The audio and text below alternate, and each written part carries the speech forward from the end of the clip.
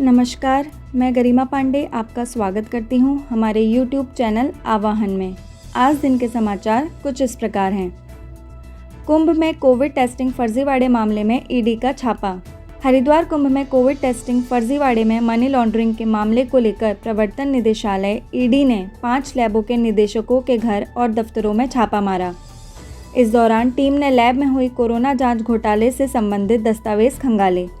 Team ने देहरादून, हरिद्वार, दिल्ली, नोएडा और हिसार में भी कई लैबों पर छापा मारा है। अत्याधुनिक मॉडल क्रूज स्टेशन बनाने की प्रक्रिया हुई शुरू। जिले के जंगलों में वनाग्नि की घटनाओं और मानव वन्यजीव संघर्ष रोकने के लिए लच्छीवाला, झाझरा, आशा रोड़ी और मसूरी में 4 अत्याधुनिक मॉडल क्रूज स्टेशन बनाए जाएंगे। मॉडल क्रूज स्टेशन को लेकर न सिर्फ जमीनें चिन्हित कर ली गई हैं, वरन निर्माण की प्रक्रिया भी शुरू की जा रही है। तीलू रौतेली पुरस्कार के लिए हॉकी खिलाड़ी वंदना कटारिया का चयन। उत्तराखंड की वीरांगना तीलू रौतेली की जयंती पर 8 अगस्त को प्रदेश सरकार राज्य की महिलाओं को तीलू रौतेली राज्य स्तरीय पुरस्कार देगी। भारतीय हॉकी खिलाड़ी वंदना कटारिया सहित 22 महिलाओं को ये पुरस्कार मिलेगा। इसके अलावा 22 आंगनबाड़ी पुरस्कारों की घोषणा भी की गई है। शिवरात्रि में जलाभिषेक के लिए मंदिरों में पहुंचे श्रद्धालु। भगवान आशुतोष का हजारों श्रद्धालुओं ने जलाभिषेक किया। चिलचिलाती धूप के बावजूद भोले के भक्तों ने शिवलिंग पर पंचामृत, गंगाजल, सफ़ेद फूल, बेलपत्र, आखा फूल, कमलघंटा आदि से पूजन किया। कोरोना नियमों के साथ श्रद्धालुओं ने भगवान शिव का अभिषेक भी किया। इस दौरान सुरक्षा व्यवस्था पुख्ता थी। चीन सीमा को जोड़ने वाली धारचूला दारमा, तवाघाट सोबला और सोबला ढाकर सड़कें पड़ी हैं बंद। यह सड़कें पिछले 50 दिन से बंद पड़ी हैं। चीन सीमा को जोड़ने वाली इन सड़कों के बंद होने से तल्ला मल्ला दारमा के लोगों के साथ ही चौदास घाटी के कुल 30 गांवों के लोगों को काफ़ी परेशानियां झेलनी पड़ रही हैं। इस सड़क से जुड़े क्षेत्रों के लोग खाद्य सामग्री को दोगुने दामों में खरीदने के लिए मजबूर हैं। आर.के. विश्नोई ने टीएचडीसी इंडिया लिमिटेड के प्रबंध निदेशक का पदभार किया ग्रहण।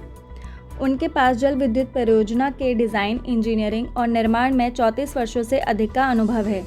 वे इससे पहले इंजीनियर के पद पर टीएचडीसी से जुड़े थे। उसके बाद निगम में अपनी क्षमताओं के आधार पर विभिन्न पदों पर रहकर योगदान दिया। वर्ष 2013 में वे महाप्रबंधक बने और उसके बाद 2016 में कार्यपालक निदेशक के रूप में पदोन्नत हुए। सुरक्षा बलों के तबादले अब होंगे सॉफ्टवेयर के जरिए। सुरक्षा बलों के बड़ी संख्या में तबादलों से जुड़े आवेदन हर साल खारिज किए जा रहे हैं। जवानों की बढ़ रही शिकायत के मद्देनज़र गृह मंत्रालय ने सभी सुरक्षा बलों को कहा है कि वे हार्ड व सॉफ्ट पोस्टिंग के बीच रोटेशनल तबादला नीति का सख्ती से अनुपालन करते हुए सभी तबादले सॉफ्टवेयर के जरिए करें। इससे तबादलों में पारदर्शिता रहेगी। विस अध्यक्ष प्रेमचंद्र अग्रवाल ने एम्स ऋषिकेश को भेंट की 2 एम्बुलेंस। पूर्व विदेश मंत्री स्वर्गीय सुषमा स्वराज की द्वितीय पुण्यतिथि पर विस अध्यक्ष प्रेमचंद्र अग्रवाल ने 35 लाख रुपए की लागत की आधुनिक उपकरणों से लैस 2 एम्बुलेंस एम्स प्रशासन को भेंट की। उन्होंने हरी झंडी दिखाकर दोनों एम्बुलेंस को रवाना किया। तेजस एक्सप्रेस का संचालन हुआ शुरू। Indian railway catering and tourism corporation IRCTC ने घोषणा की है कि अहमदाबाद, मुंबई और लखनऊ, नई दिल्ली तेजस एक्सप्रेस ट्रेनों का परिचालन शनिवार से फिर से शुरू हो जाएगा। यह ट्रेन सप्ताह में 4 दिन सोमवार, शुक्रवार, शनिवार और रविवार को चलेगी। महिलाओं को मुख्यमंत्री महालक्ष्मी किट का किया गया वितरण। कारोबारी ग्रांट में आयोजित मुख्यमंत्री महालक्ष्मी किट वितरण कार्यक्रम का शुभारंभ करते हुए मुख्य अतिथि सहदेव सिंह पुंडर ने सरकार की महालक्ष्मी योजना पर प्रकाश डाला। उन्होंने नवजात बेटियों की माताओं को किट प्रदान कर बेटियों के बेहतर पालन पोषण की अपील भी की। देश में नहीं थम रहा कोरोना का खतरा। देश में कोरोना के मामले 30 से 40 हज़ार के बीच बराबर बने हुए हैं।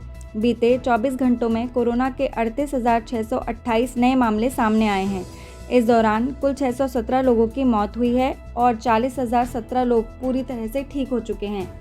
ऐसे में देश में कोरोना के एक्टिव मामले 4,12,153 पर आ गए हैं।